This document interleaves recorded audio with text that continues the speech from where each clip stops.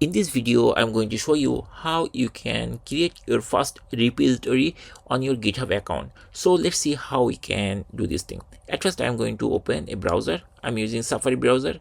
It's fine if you are using any other browser. Then once you are in the browser, then you start typing github.com. And very shortly, once you type it, hit the return key, you will see this type of page. So here you at first you need to log in. I already logged in, that's why it is accessing my account page. Once we are there, then to create a GitHub repo, there is different ways we can do. We can either click here or we can click this plus icon.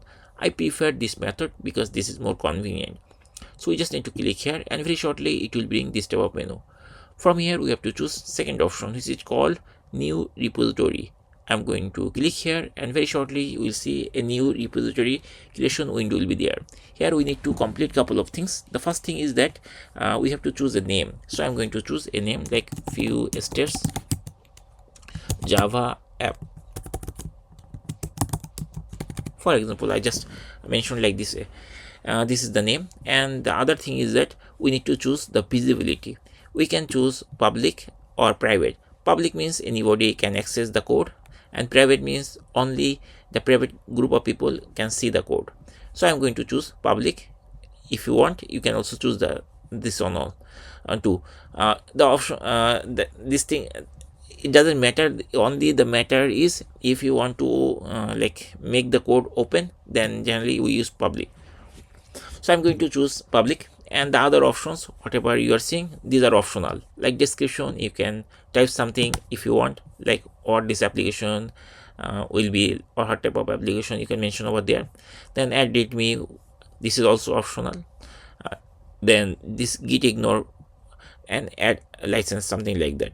Okay, so I'm not going to choose this thing, but if you prefer, if you need something to add, you can choose this readme or git ignore file, or also add some license. Now I'm going to press this create repository button. I'm going to click here, and very shortly it will bring this type of window. So here it is showing this is the repo name, which is public. It is mentioning public, and there are a couple of things up there, and then after that there is a couple of commands up there. So these are the commands you can use to create or host your local repo to here. Basically this thing, if you are trying to create a repo on your local from the scratch, you have to use these commands. Otherwise you have to use this command. So this is the URL for this repo. So again, I'm going to open a new tab, and here I'm going to access the GitHub.